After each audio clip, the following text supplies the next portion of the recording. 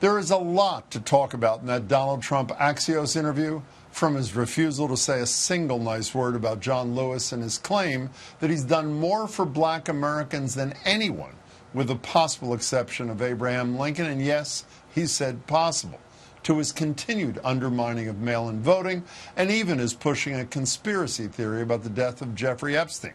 But for now, let's just focus on his response to the coronavirus and this absolutely jaw-dropping statement about the deaths of more than 156,000 people in this country. They are dying. That's true. And it is what it is. But that doesn't mean we aren't doing everything we can. It's under control as much as you can control it. It is what it is. That might be okay for Bill Belichick, but it might be the single most callous thing that has ever crossed the lips of a U.S. president. And the situation right now is the opposite of under control. Controlling it would start with setting an example and wearing a mask in public. Better yet, a mask mandate. And it certainly would not mean demanding schools everywhere open for in-person learning, whether it puts people at risk or not. But apparently Trump is happy to just keep trying to spin a life-or-death situation using only the numbers he approves of to prove his vision of American superiority. Right here, the United States is lowest in numerous categories. We're lower than the world. Lower than the lower world? Than what is that? Europe. In what? Look. In what? Take a look. Right here. Here's case death. Oh, you're doing death as a proportion of cases. I'm talking about death as a proportion of population. That's where the US is really bad. Well, much worse than South Korea, Germany, etc. You can't do that. Can't do what? Use facts about how many men, women, and children were losing to the virus? People who didn't have to die if we just responded properly? Does Donald Trump simply not understand how bad this pandemic is, or doesn't he care? Yesterday, during his press briefing, he criticized the call that's increasingly coming from many to roll back reopenings. Lockdowns do not prevent infection in the future. He then went on to list several other countries he said are dealing with recent, quote, very serious flare-ups, which the New York Times' Peter Baker took the liberty of looking up reported deaths for on the date of August 1st. As you can see, the U.S. death toll was just a bit higher that day than those other countries. But yes, we're doing really well. And if you think Massachusetts is exempt, please think again. Case counts and test positivity rates are both trending higher here. And as the Boston Globe reported, some are urging the state to roll back some reopenings. But as of this afternoon, Governor Charlie Baker was still in a wait-and-see mode. The overwhelming majority of the people in Massachusetts have stayed true to all the things we talked about with respect to face coverings, social distancing, hand washing, and all the rest. But we've talked several times in some of our most recent press conferences about the fact that there has definitely been some slippage in certain circumstances and situations. We hope we will be able to continue to move forward. But if the data doesn't support moving forward, as we have said many times, we won't. I'm joined now by Ashish Jha, the director of the Global Health Institute at Harvard. Doctor, it's good to see you. Thanks for being here. Thank you for having me on. So in addition to what the president said that you just heard, he also said in an interview he sees evidence of significant progress nationwide. We're doing well as a nation, he said. Is any of that true? No, I wish it were. I wish it were, Jim.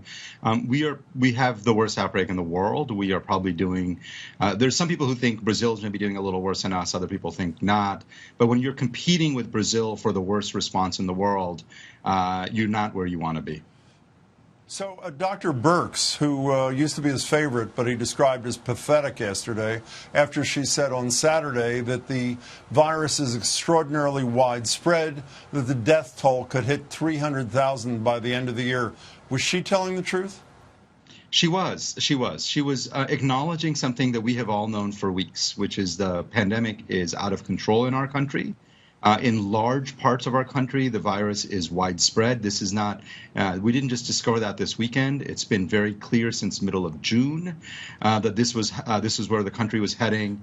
It's nice to see Dr. Birx acknowledge it, and she's absolutely right. I personally wish she had done it a little earlier, but for the president to criticize her is just it's unfortunate, because what she's telling us is in fact the truth.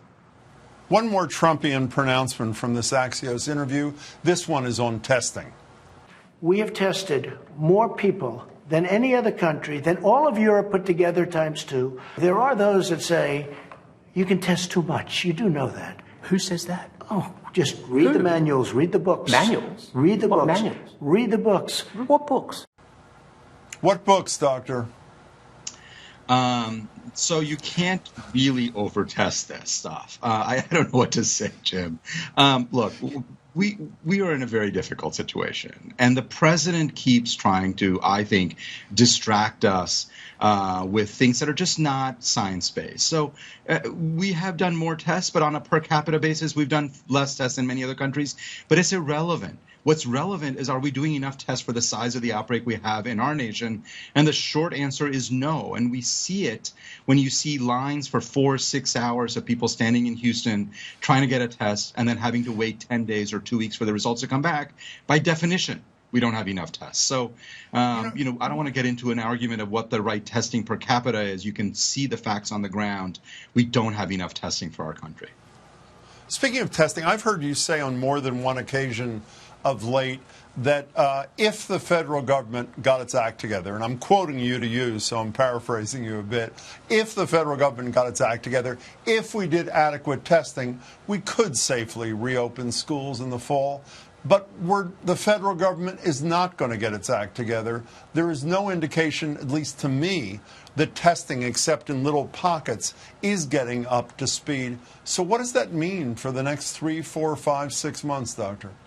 Yeah, look, I have 3 kids. I desperately want them back in the public schools of Newton, where I live. The bottom line is that it's not going to be safe for them to go back if we can't do any testing in schools. And another reason we don't have enough testing. Now, if the federal government tomorrow, if the president wanted to make good on his word that he said he wanted kids back, he has the power, the ability, the resources to generate the level of testing that our nation needs, maybe not by September 1, but maybe by mid or late September. If we had to delay schools by a few weeks, that'd be okay, as long as we could get kids back in safely. I think at this point, we've all come to acknowledge that that's not going to happen. And so then the question is, what can Congress do and what can governors do? Because thankfully, we don't have to just rely on the executive branch. There are other parts of our government that can step in, but we do need for them to step in. Let's come back to Massachusetts for a minute, and then we'll return to schools if we can. There has been some backsliding. Obviously, that was what the Governor Baker was responding to a few minutes ago. Positivity rates have inched above 2%. They had been below 2% for a while. The number of cases, other than a recent dip, has been up fairly dramatically. The transmission rate is above that magic 1.0. And I looked it up right before you came on. The latest numbers I could see, we actually have the 36th best, meaning 15th from the bottom, transmission rate in the country. How concerning should that be to the people in this state, Doctor? I think it should be pretty concerning, Jim, and I'll tell you why. I look at every state's data every day, and when I think about the Arizonas and the Texases and the Floridas, they all in early June kind of had this slow creeping up number. And for weeks, their governors and even our vice president denied this and said, it's no big deal. It's not that much. We'll keep watching it. Then it was only about testing. There was always an explanation. And by the time things got really bad, they had to act very aggressively, and they're still in a lot of trouble. Now, I'm not worried that Massachusetts is going to turn into Florida. But I am worried that if we don't act aggressively now, in 3 weeks, things are going to be much worse when we're ready to open schools, and it's going to be hard to open schools.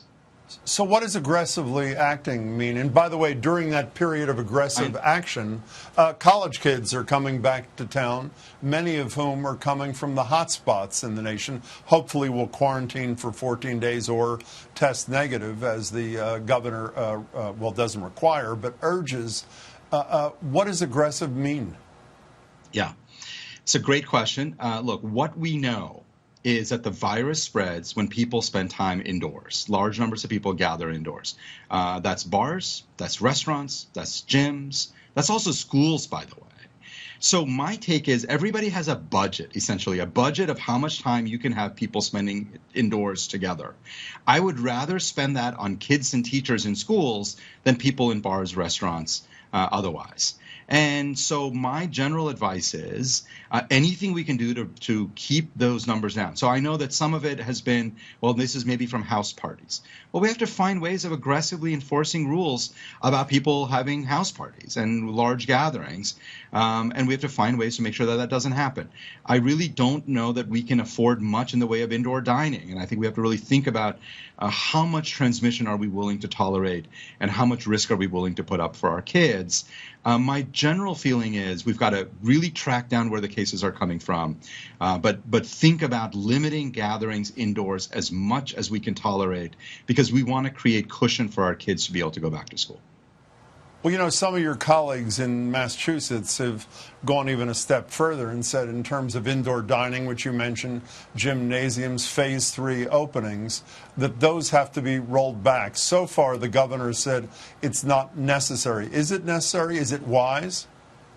Well, it sort of depends on how you define necessary. If you think schools in the fall are necessary, then you really have to ask yourself, what's the trade-off you're willing to live with? There's nothing perfect here, right? There is just trade-offs. It's just how much of a sort of cost are you willing to bear? Personally, I think schools are so incredibly important that I would rather live without gyms. I'd rather live without indoor bars. I'd rather live without indoor dining, as much as those things are really important, if they give me more cushion on getting kids back to school. But I guess that's a personal value judgment. I suspect the governor probably agrees with that, by the way. He cares about schools. I think we all care deeply about schools. Of course he does, yeah. I think people have to understand there's no free lunch here. Schools are going to be hard under the best of circumstances.